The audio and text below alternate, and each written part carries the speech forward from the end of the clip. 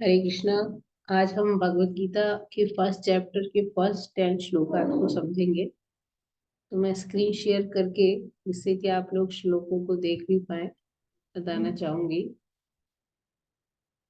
अध्याय 1 है कुरुक्षेत्र के युद्ध स्थल में सैन्य निरीक्षण। और इस चैप्टर को अर्जुन विषाद योग भी कहा जाता है। ओके। तो पहला श्लोक है धृतराष्ट्र उवाच, यानी धृतराष्ट्र ने कहा।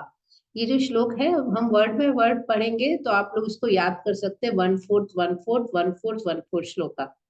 जैसे ये श्लोक है, धर्म क्षेत्रे कुरुक्षेत्रे समवेतायुयुत्सवः मामकः पांडवाश्चैव किम कुर्वत संजय। यहाँ पर हम ऐसे याद करेंगे, धर्म क्षेत्र कुरुक्षेत्र। ये श्लोक काफी इजी है। फिर भी हम पहले 1/4 याद करेंगे। कोई भी श्लोक ऐसे याद करने का तरीका है, धर्म क्षेत्र कुरुक्षेत्र, फिर समवेता युयुत्सवः। तो अगर आपको याद करने में दिक्कत होती है तो आप पहले ये दो आधे को याद कीजिए, फिर दूसरा आधा, फिर तीसरा माम कहा पांडवश्चैव, फिर किम कुर्वत संजय। तो इसके शब्द अर्थ है धृतराष्ट्र ने कहा। मैंने आप सबसे कहा था कि आप शब्द अर्थ भी पढ़े, इसलिए मैंने कम ही श्लोक दिए थे, जिससे हम वर्ड मीनिंग पढ़ सके। क्योंकि प्रभुपाद ने अगर एक एक शब्दों की मीनिंग लिखे इतनी मेहनत से, तो उनका अर्थ यही होगा कि हम लोग इसको अच्छे से पढ़ें और समझें। तो धृतराष्ट्र उवाच, धृतराष्ट्र ने कहा। धर्म क्षेत्रे, धर्म भूमि, जो क्षेत्र धर्म का हो, तीर्थ स्थल हो। फिर कुरुक्षेत्रे, कुरुक्षेत्र नामक स्थान, ये दिल्ली के पास एक जगह है। आज भी कुरुक्षेत्र यूनिवर्सिटी भी है, कुरुक्षेत्र स्थान है जहाँ पर भगवान ने गीता बोली थी, वो जगह भी है कुरुक्षेत्र। समवेता, यानी इकट्ठे हुए। युयुत्सवा, युयुत्सवा माने युद्ध की इच्छा रखने वाले। माम कहा, मेरे बच्चे कौरव। पांडवश्चैव, तो पांडवाह, पांडवाह च एव। तो पांडवा के बाद जो विसर्ग है पांडवाह, और च जब मिल जाते हैं तो श बन जाता है, पांडवश्चैव। और च और एव में मिल गया तो चा पे ए की मात्रा चढ़ गई, इसलिए तीन शब्द पांडवः च एव मिल गए, तो बन गया पांडवश्चैव। किम, है ना। एव माने निश्चित ही, श्योरली, सर्टेनली, है ना। च माने तथा, और पांडवः पांडु के पुत्रों ने। किम माने क्या, कुर्वत किया। अब यहाँ किम कुर्वत आ जाता है पढ़ने में, उसके अंदर ही चला जाता है माँ। संजय, हे संजय। तो धृतराष्ट्र ने कहा कि हे संजय, धर्मभूमि कुरुक्षेत्र में युद्ध की इच्छा से एकत्र हुए मेरे पांडु पुत्रों ने क्या। और प्रभुपाद ने जो तात्पर्य है, सबसे पहले उन्होंने ये बताने का प्रयास किया तात्पर्य के फर्स्ट इसमें, कि जो भगवत गीता है उसके हमें किससे पढ़ना चाहिए। तो उन्होंने बार बार इस चीज को, उन्होंने इसमें भी जोर दिया था जब उन्होंने इंट्रोडक्शन बताया था, कि भगवान के भक्त के द्वारा जो एक्सप्लेनेशन है, उन्हीं के ही हेल्प से हमको भगवत गीता समझनी चाहिए। जो लोग ऐसे ही कुछ भी लिख देते हैं जिसमें वो अपने विचार लिखते हैं, भगवत गीता वैसे नहीं पढ़नी चाहिए। क्योंकि वो लोग अपनी मनगढ़ंत बातें लिखते हैं, यानी उनको ऐसा जो फील होता है। प्रभुपाद कहते हैं जो भगवान ने जैसे बोली, कृष्ण जैसे डायरेक्ट सुनी, और बहुत ही सिंपल संस्कृत में भी है, और सीधा सीधा मतलब पता चलता है।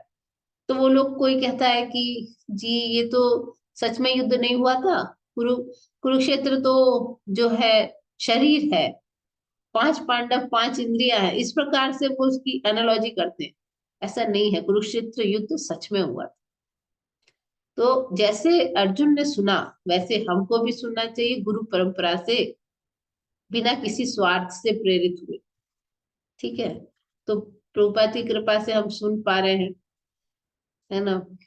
तो इसमें ये भी प्रभुपाद ने बताया कि गीता में ऐसी बातें जो सारे और शास्त्रों में है, बल्कि गीता में ऐसी भी बातें जो और कहीं नहीं मिलेंगी, यही इसकी विशेषता है भगवत गीता की। और क्योंकि डायरेक्टली भगवान ने ही इसको बोला है, इसलिए ये मतलब बहुत इंपॉर्टेंट है। उसके बाद जो है ये बताया प्रभुपाद ने कि जो धर्म क्षेत्र जो शब्द है वो बहुत इंपॉर्टेंट है, क्योंकि ये वैदिक काल से ही, बहुत पुराने टाइम से यहाँ पर देवता भी आके यज्ञ तपस्या किया करते थे। तो ये जो क्षेत्र था, और देखिए स्थान का प्रभाव ऐसे है कि कोई आदमी वृंदावन गया, मंदिर में बैठा माला कर रहा है, बहुत आसानी से उसकी माला हो जाएगी, बहुत आसानी। अब कोई गया बार में जहाँ शराब पी जा रही है, अब वहां बैठ के माला करूँ आप, नहीं होगी। क्योंकि जहाँ पूजा पाठ होता है वहां एनर्जी हाई होती है, आप बहुत आसानी से आपका मन लग जाएगा। लेकिन जहाँ तमोगुणी चीजें हैं वहां नहीं होगा।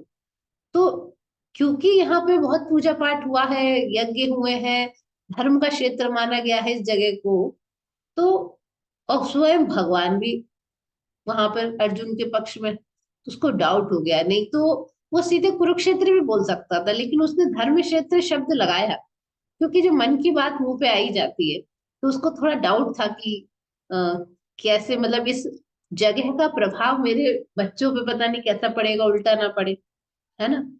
और वो बिल्कुल नहीं चाहता था कि अब जो है दोनों में वो हो समझौता हो। वो चाहता था कि मेरे बच्चे जीत जाए और फाइनली राजा बन जाए।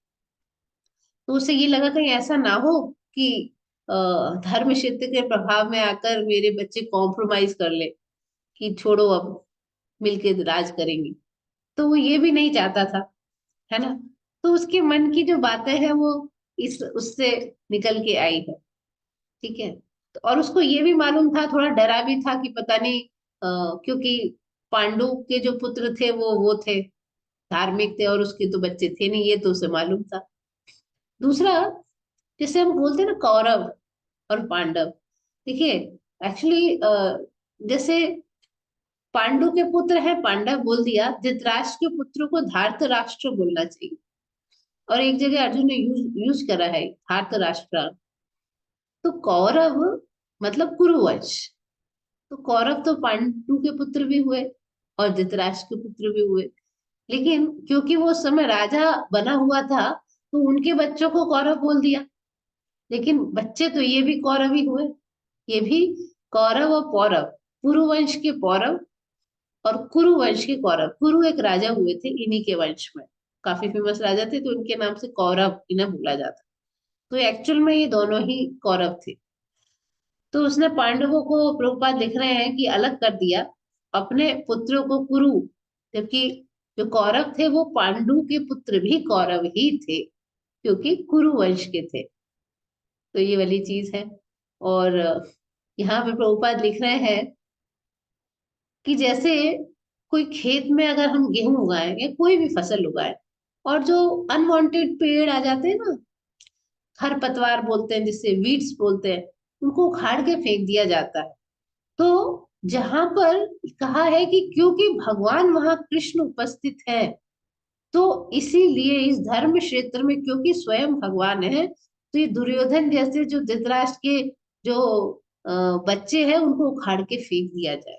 तो यहाँ पर प्रभुपाद ने समझाया कि यही इसकी महत्व। एक्चुअली जो ये राज्य था, ये युधिष्ठिर को ही मिलना चाहिए था, लेकिन इन लोगों ने बहुत बेईमानी की, बचपन से मारा, कि मारने का प्रयास किया, भीम को जहर दिया। इसके बाद जब दोनों फिर लाक्षागृह में मारने का प्रयास किया, और उसके बाद ये लोग जैसे तैसे बच के निकल के भाग गए लाक्षागृह से। उसके बाद जब मिले तो फिर फाइनली ये हुआ कि भाई पूरा नहीं देंगे राज्य युधिष्ठिर को, वैसे तो उनको पूरा मिलना चाहिए था, आधा आधा पार्ट बांट दिया। तो जो आधा बांटा था वो जो बहुत ही बेकार बंजर वैसा